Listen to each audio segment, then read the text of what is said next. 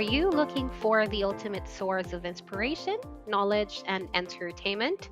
Look no further. Network Kingdom is a unique platform that brings together experts from various industries. Through networking and collaboration, we create inspiring conversations that educate, entertain, and motivate our listeners. Whether you're a business professional, an entrepreneur, or simply someone looking to grow their knowledge base. Hello, people. I'm sure you can tell from my voice that I'm excited. I feel like I'm in the same room with the one and only Mark Victor Hansen. It's so nice to meet you, sir, virtually. Well, it's my pleasure, and we now publish books, and my wife and I are down in Houston talking to 700 people at the collective, and afterwards, 7:00 at night, this little kid, 14 years old, still pimples on his face, shaking like a leaf, and I could see that he was really smart. And I said, "What are you shaking about?" He said, "You're a best-selling author, and you intimidate me." I said, "Look, you're so smart, I couldn't possibly intimidate you. What is it that, tell me your story." He said, "Well, I'm 14. When I was 8 years old, I passed the real estate test in Ohio. I bought my first house I know you don't have any snow there, but we were shoveling snow. It was called an owner carryback." He said, "At 14, I'm worth $843,000. I own 60 properties. I'm an Eagle Scout, which is as high as you can go in the Boy Scouts in America." And he said, "I'm an Eagle Scout. Yeah, we have an organization called the Boy Scouts of America, and you get a little bit like I'm one of those guys, but you get all these badges for learning how to start a fire with 2 sticks together, all stuff that's useful." And most of the people in the organization, I told you that I won the award in Horatio Algier. Most of the men are Eagle Scouts. Anyhow, and he said, "I'm becoming a black belt in martial arts, Aikido." I said, my boy, we got to do a book with you. And we did that book. And it is, I don't know if I got it right here or not. I think so. But it was so amazing because I don't think I intimidate anyone. But yeah, his book's called The Garage, and it's been number 1 8 or 9 weeks in a row now.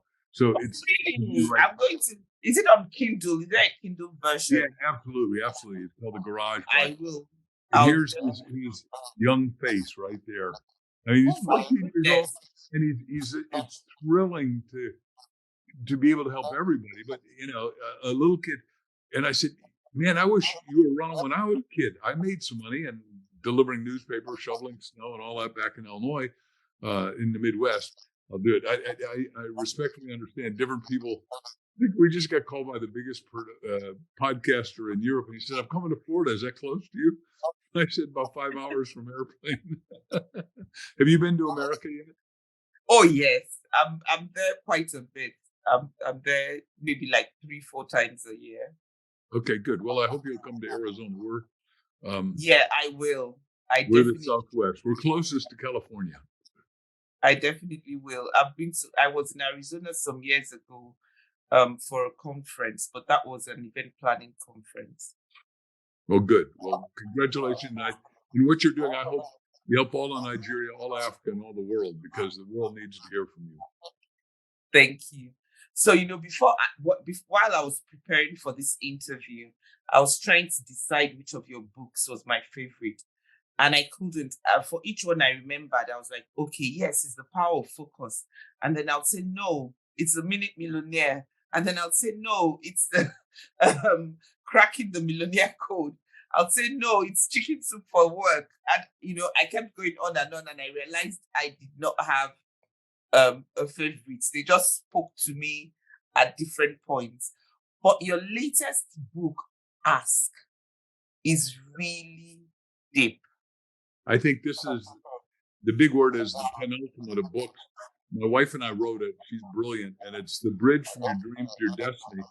And what we're saying almost is that everybody had a destiny code from birth.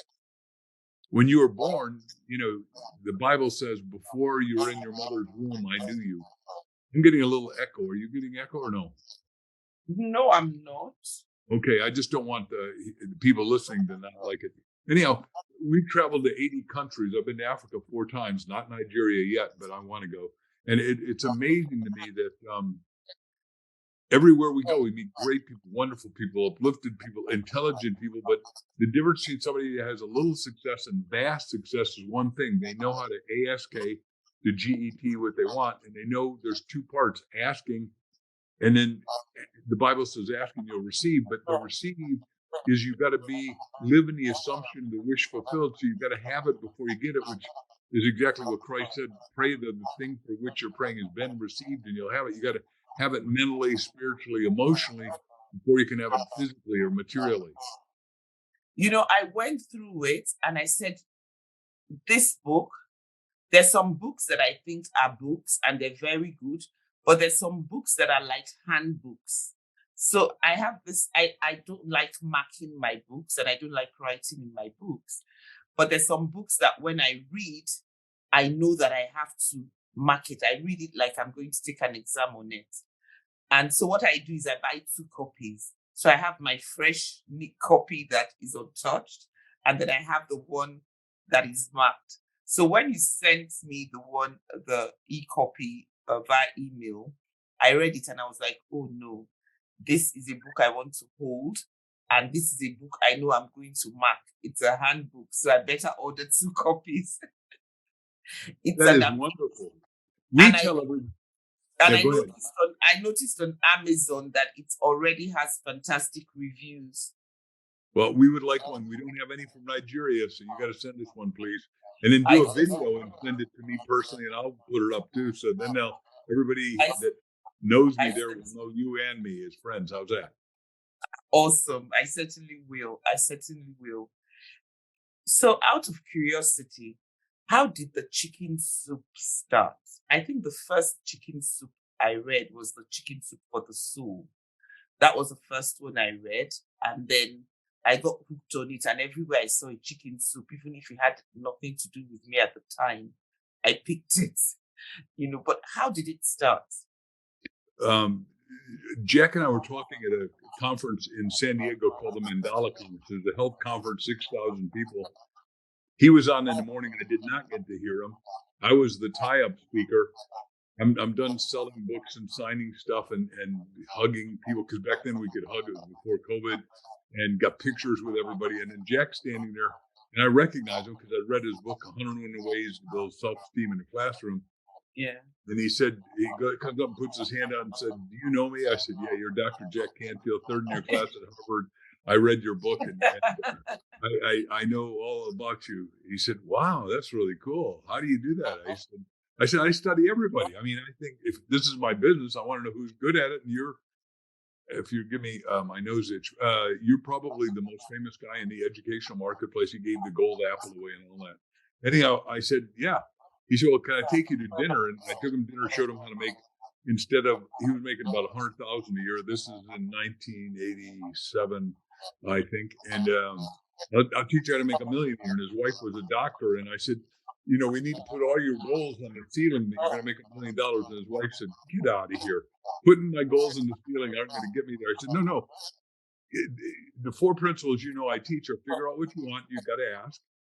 Number 2, it's got to be in writing. That's spiritual law. It's not Mark's law. Number 3, you got to visualize, realize you got to see it before you can have it and own the thing. And then number 4 is what you were just saying about getting 2 books. We tell people to get 2 books. So you get one in your partner, your spouse equivalent, your church partner, your mastermind partner, your BNI partner, whoever it is, and then go over all 178 questions in the book. And by the time you answer them, you'll know what your destiny code is. Now, I don't know you that well, but I'll hold up the mirror and say almost your destiny code is becoming the greatest female speaker, maybe the greatest speaker in Nigeria. And you say, well, they're great politician speakers. Well, yeah, good for them, but they can't rock like you, right? I got to be careful. You may have a woman leader right now. I did not do my homework well enough on Nigeria, but you got a male leader though. I yes, think. Yes, we do. We have a male. And I have no judgment of your politics. I don't know about it. You can tell me if you need to, but the point is, as you rise up, a lot of people, like you've been touched by my books, and like I wrote the line, heart-touching, soul-penetrating stories, and we would add give you goosebumps, God bumps, chili bumps.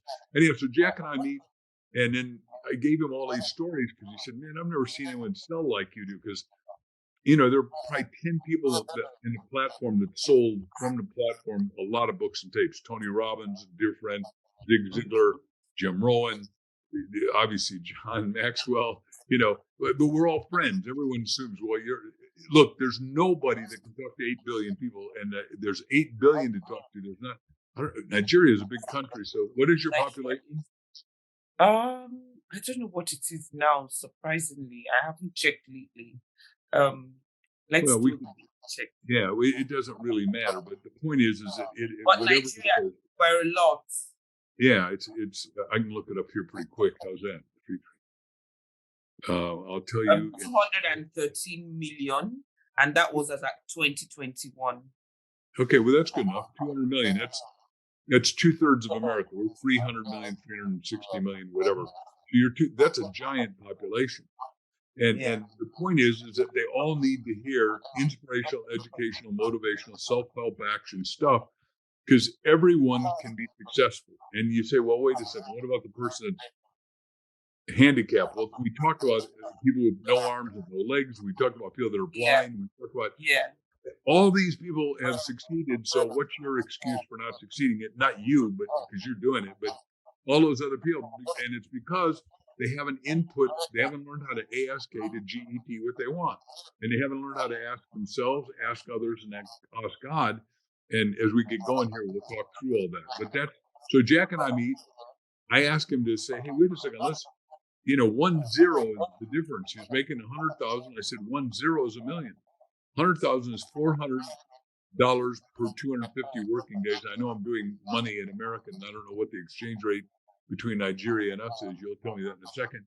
But I said the difference between $400 a day and 4,000 a day is 1 0. When I heard that, I immediately said, well, the guy said to me, the world's best insurance salesman, Ben Feldman, said, Mark, we're having lunch here. If your kid, and at the time we got 5 kids, 6 grandkids, I said, if your kid's life depended on it, could you earn 4,000 a day? I said, of course. He said, then go do it. Do it now. Your kid doesn't have to get sick. And I went, wow, what a cool idea that is. And that was 50 years ago. So I've never gone backwards. So, I've done really. That was a lot of money. It's still a lot of money, but it still is, yeah. Yeah, but the point is, I'm better off now, and going to keep getting better off. Once you learn principle, there'll be ups and downs, but more ups than downs, and the ups will be bigger and better and stronger than ever. Yeah, learning, like you said, I just heard that, and it just stuck. Once you learn the principles, then you're good to go. There will be the downs, but you keep getting better and better. So a principle is metaphysical. I mean, the top of physical, according to Einstein, is metaphysical, and everything is thinking. You got to apprehend it, comprehend it, and then use it. But a principle, like 2 × 2 = 4, or gravity, you wake up, your leg goes down, it never goes up. At least, right? Once you got those principles, your life can click, and that's what we wrote in. And I'm thankful you read 1 Minute Millionaire by Bob Allen and myself, and I've written 318 books. I'm thankful. The other thing I wanted to mention about what you said first was, people always ask me the same question, which is my favorite? It's like, do you have any children? If you have children, you can't say, well, maybe you do like him or her better, but for a different reason. But I love all of them. Absolutely, yeah. That just dawned on me this evening that, there really isn't a favorite. They just speak to you in different ways. Now, so going back to ask, right? Mm-hmm. You just said something. And I think that's actually a part that we always miss, and that's ask yourself. People tend to ask people, ask God, never themselves. Do you agree with me? I do. When I was bankrupt and upside down in 1974, one night I finally say, okay, God, look, I've lost $2 million. I'm a schmuck. Should I kill myself? What should I do? And God interestingly answered. I heard it as an audible voice, said, well, what do you want to do? And I said, whoa, how's that? I said, I want to speak to people that care about things that matter, that make a life transformative difference for them. Speak to people that care. Take that again. I'm going to write it. Yeah, speak to people that care about things that matter, that would make a life transformative difference. Meaning that, and if you know, on our women, I don't know what it looks like there, but is that the cover that you have in your book? No, Yeah. that's not the cover. I think this is a newer cover. This is a Well, new. this is our original cover, and we do the butterfly because everybody is a caterpillar until they go into the chrysalis, and then when they come out as a butterfly, they go high flying and they're beautiful, right? That's transformation. That's why we put That's it in. the transformation. And that's what that's what you've done, because you come into John Maxwell's work, and then you come into my work, and then you come into Dr. Ivan Meisner's work, and each one transforms you, and your butterflyness metaphorically becomes bigger and better. And when Jack and I met, we became number 4 principle I taught was the mastermind, where 2 come together at the power of 11. The Bible says 1 can move 1,000, 2 can move 10,000. Well, we obviously sold 500 million plus books, and now we got a major movie out called Bestseller. Do you have Netflix in Nigeria? I apologize. Yes, we do. Yes, we do. Our movie is with Michael Caine, the great actor, on Netflix. Okay, I'll check it out. What's it called? Bestseller. What's it called? Yeah, Bestseller. It's one word, Bestseller. Oh, okay. And you'll love it, and like our books, you're going to need Kleenex. I don't know, maybe you don't call it Kleenex there, but tissues, because you'll cry. Yeah, I'm going to look out for it on next week. Okay, Netflix. cool. I'll look for it on Netflix. Yeah, awesome. So I'm still going to talk about Ask, and I mean, well, maybe it's the new thing. It's the new one for me. So I'm quite excited reading it. And like I said, it's a workbook. Do you have any plans? Because, I haven't finished it, because when I started out, I thought I was just going to read it like any other book and take whatever I wanted. But I realized I was actually going to study it, not just read, Do you have any plans of a follow-up from the book, or fallout, like a mastermind group, or a training, or a workbook to go with it, or something? Yes, the answer is yes. First of all, everybody is online or on the telephone can go to Safari or whatever system you're using there. And you go to thebookask.com, thebookask.com, THEBOOKASK.com. And we give you a free seminar because we want everyone to become what we call master askers. That's number 1. Mm-hmm. Number 2, you guys get Oprah Winfrey show in your country? Oh, yeah. Yeah. So she and our friends, but and I've been on her show a couple times. Anyhow, the point is, the guy who discovered Oprah Winfrey and discovered Dr. Oz discovered my wife Crystal and I, and he owns more radio time than anyone in America, 150,000 hours a year. Named David Sands, and David asked us, would we do a new course called Ask for Love, and then the subtitle I put on it, God's signature on your heart. Isn't that a cool title? That is. Because what, and so that's all trademarked, of course, but God's signature on your heart. I have never said this before, because we've just finalized our agreement and contracts in the last couple of days. But just like you have a thumbprint, you got an eye print, you got a skin print, you got a heart signature. And most people don't ever think about their heart. Now, I'm going to assume, I don't know you other than this call and a couple emails back and forth, but I can feel, even though we're 12,000 miles from each other, and it's amazing that we can get together by Zoom, but I can feel your heart. And I'm saying, and by the way, when I'm done, I was a member of the biggest black church in Harlem back when I went bankrupt. The guy, Reverend Ike, who is still on YouTube, you can watch him. We just finished his biography. His wife said, "Hey, Mark, you were his best friend. You got to turn in this biography." And I thought, "Oh my gosh!" And it took us a year and a half to do. But he died in 2009, and he had 26 Rolls Royces and 8 mansions. But I'm bankrupt and upside down almost. And we go to see Norm Vinsfield in the morning, and then later that day I go see, with 2 guys, Reverend Ike's church, and there's 5,000 black people and me in a place that most people don't usually go to, Harlem. And I was so welcome, so loved, and everybody, you could feel everybody's heart. And Yeah. he had teaching there, and I taught at his called the Business of Living seminars, and it was magnificent. But he and I were best friends. And then later on, I'm doing $100 million company with Bob Allen on 1 Minute Millionaire, and we're teaching what's called enlightened, how to become an enlightened millionaire. Because you don't want to just be a millionaire, you want to be an enlightened millionaire. So we had 4,000 people, 40 weekends a year, and I'd hire Reverend Ike to come and talk because everybody loved him. But when he was back in 1935, when he was born, he said he was so poor that his belly button stuck to his spine. His mother, he had a mother, no father. His father was sort of a runaway guy.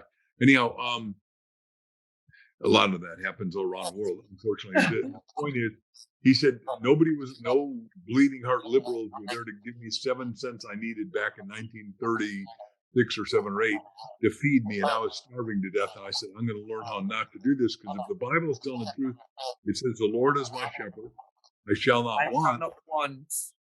I'm going to get over this. And so he started teaching prosperity principles. A lot of people complained, but he said, look, I only have 2 people's opinion that matter to me, mine and God's. That's it. And I'm going to figure this out. That's true. And I'm going to figure it out, for everybody else. And he helped me, because when you're $2 million upside down that fast, you go, holy cow, I'm a stupid guy. And I obviously I'm not stupid, but your spirit gets crushed, and my spirit was crushed. Yeah. And so Reverend Ike and I befriended each other, and I befriended everybody in the church. And, I went there and, be hugging for a half hour after the church, even if I hadn't spoken that day. It was wonderful. So, but he was the biggest guy. He had 20 million followers in America and 20 million in Africa, but I think it was more heavy in Kenya and Tanzania and South Africa. I'm sure he went to Nigeria too, but I don't know that. Probably. We have quite a number of preachers who come to Nigeria. Yeah. Oh wow, that's interesting. Cool.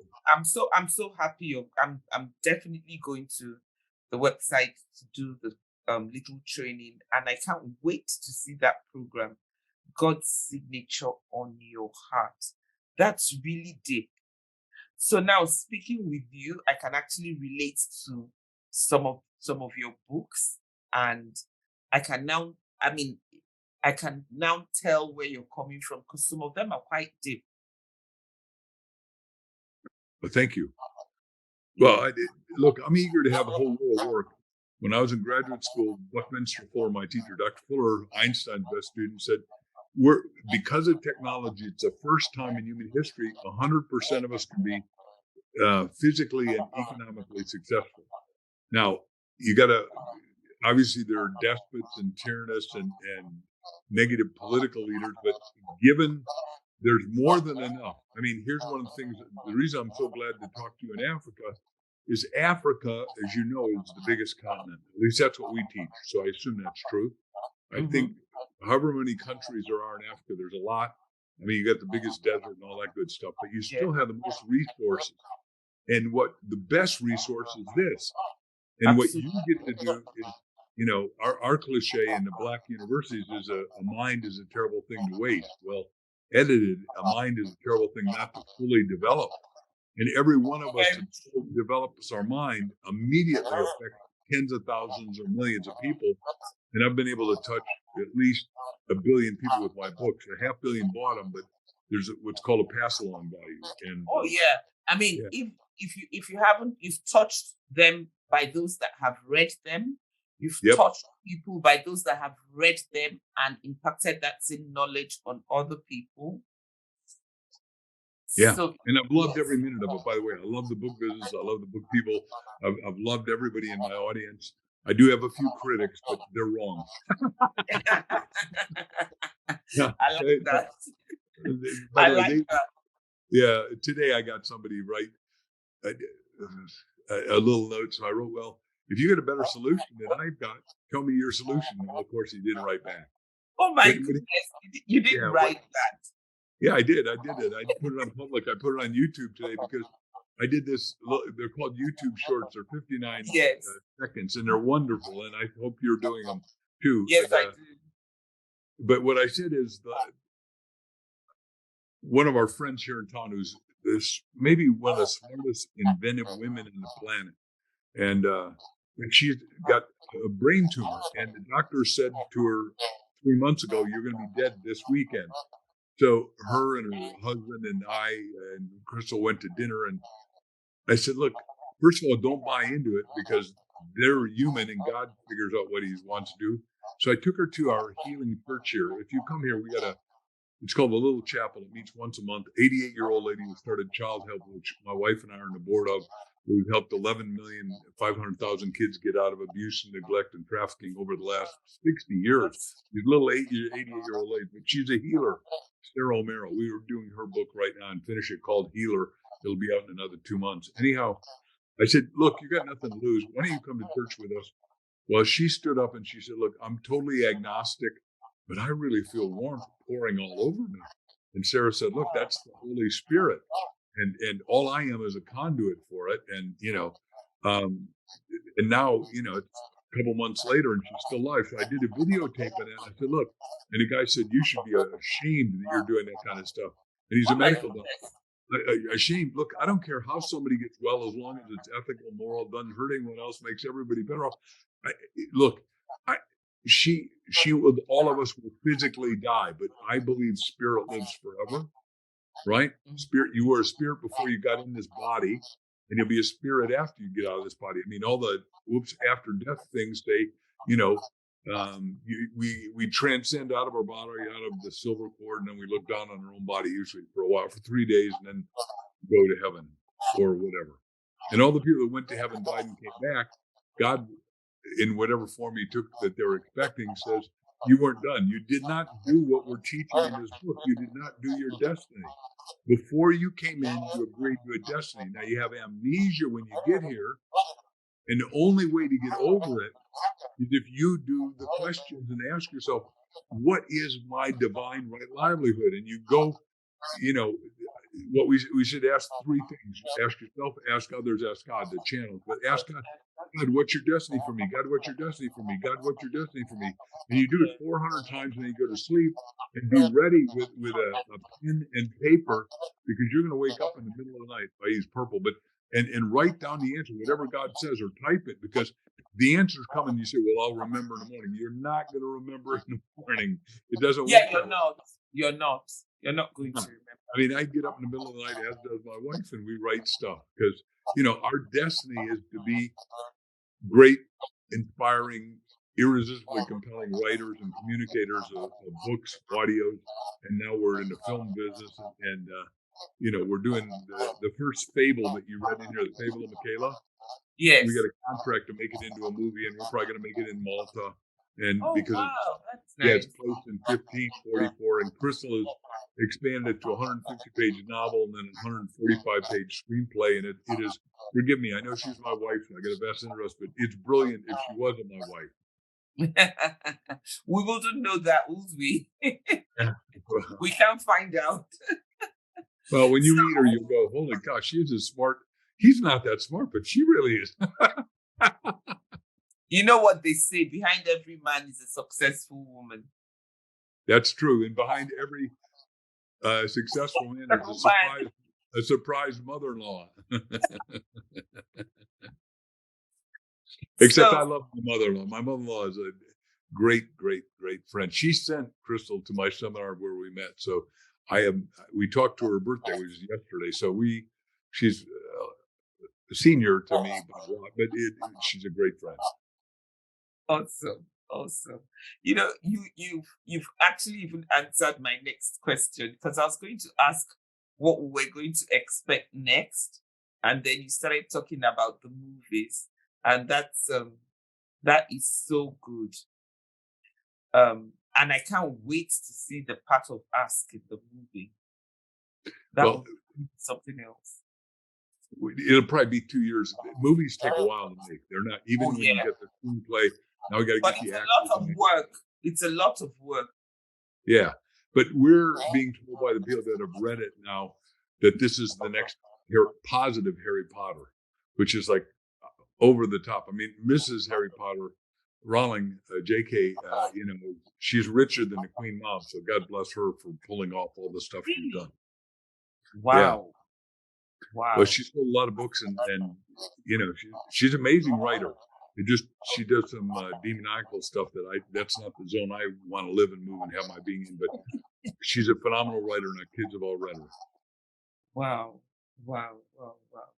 So like you said, there are no favorite books, and we're certainly expecting more books. Oh, absolutely. I've written 318. My goal is to sell 1 billion books during my lifetime.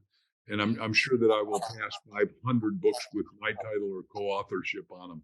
So it's, and then the second thing, we have the Mark Victor Hansen Library. We're now a publishing company where my team ghost writes books for people. And we've had 18 number one books last year, and we're having a ball with that. And I want my people to also sell 1 billion books. And we have people that are doing, what we do is we say, we take your story, your impactful story, and bring it to life. Because I think everybody's got a story. Yes. Everybody needs to share the story. And obviously the Bible was the first book 500 years ago by Gutenberg in Germany. And that's sort of the book of books.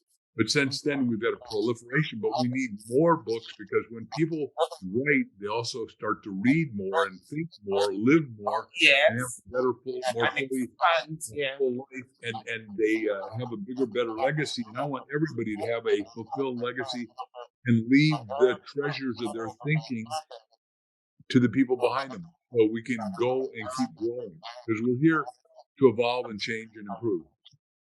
Awesome. So, I've had the most amazing time, and I can go on and on and on and on. But I know that I'm definitely going to ask for more, like Oliver Twist. I'm certainly going to ask for more. So I'm sure that I'm going to have you back here someday. Maybe when I come to Arizona, we'll do a live one. We'd love to. We got a studio in the house. We could even do it in our Hansen studio if you want. Yeah. Okay. That would be nice. That would be really nice. It's been such a pleasure. So I have my listeners all over the world. But because you haven't been to Nigeria, I would like you to give your parting words specifically to your readers in Nigeria.